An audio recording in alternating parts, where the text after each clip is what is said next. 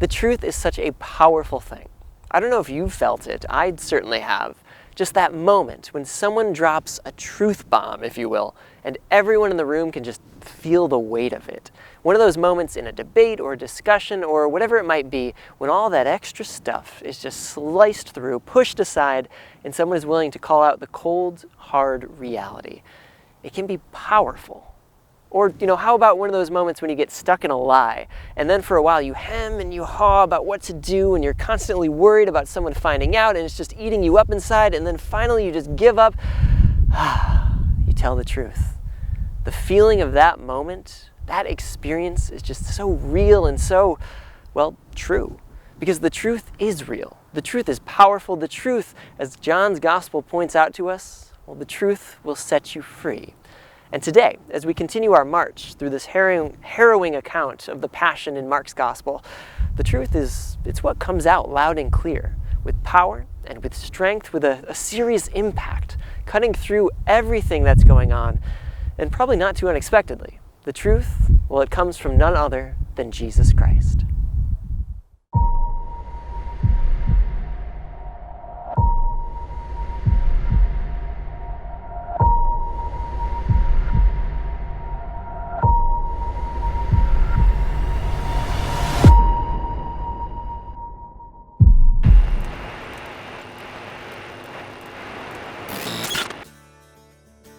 Jesus, we know, had been taken away, brought into the high priest's courtyard, put on trial by the Sanhedrin, this council of Jewish leaders and elders.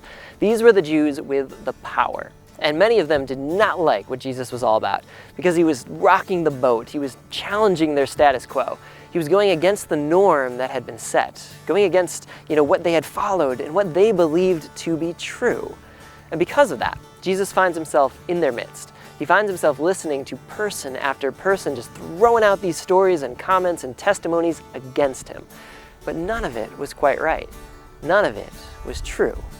And you can read Mark's account of this moment and kind of feel those leaders just grasping for something, for anything that might be used to bring him down.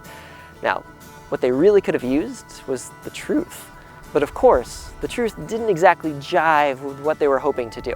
And really, when it came down to it, Jesus was the only one ready and willing to share that truth, which meant that while the Sanhedrin was just fumbling around, trying to come up with some powerful way to shake Jesus down, some powerful moment that, might get him, in this moment, that kind of power could only come from Jesus.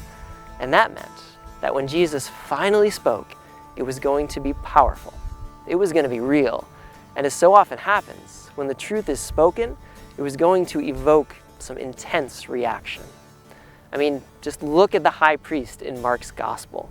Jesus finally speaks up and he proclaims, "I am the Messiah, and you will see the Son of Man seated at the right hand of the power and coming with the clouds of heaven."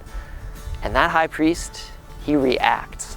Not with a feeble, "Oh, really?" Or even with a more robust, "Oh, that's not right." No, this high priest, he reacts to those words of truth from the mouth of Jesus, and he doesn't agree with them, and we hear that he just grabs a hold of his clothes and rips them wide open. You can imagine this moment of rage, this moment of loathing, maybe spit flying out of his mouth as his booming voice declares, "You have heard the blasphemy." It's intense, it's extreme, and it's all a response to a dislike of the truth. And as beautiful as the truth is, that high priest, he's a strong reminder sometimes of the danger. Maybe the challenge, we can say, of the truth and of what can happen when we're willing to tell it. Because it can be much easier to be quiet or to skirt the facts or to just not go there. But what does that really do besides promote falsehood? Yeah, the challenge is that, we can speak the truth about life or about faith, and lots of times people aren't going to be huge fans of it. People can even have serious, intense, negative reactions to it.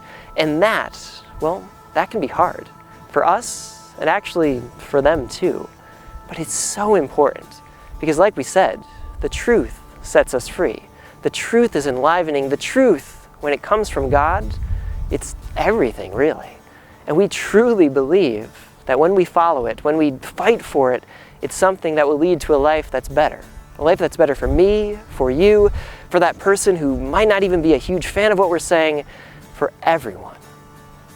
We see Jesus in this moment speaking the truth about who he is, about what he was going to do. We see that, and we see such a reaction against it. And when we see that, it can be difficult. It can be difficult to read that, difficult for us to understand how we're supposed to react to it. It can be difficult for us to then try and step into those shoes.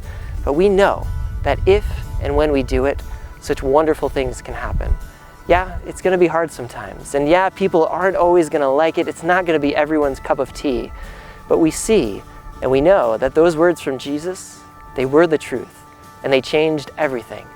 So in our lives, in our faith, when we speak the truth, we truly believe that if we're willing to do it, if we're willing to lead people in that direction, it can be the same. And it can guide people toward the way, the truth, the life, and everything that our Messiah has offered.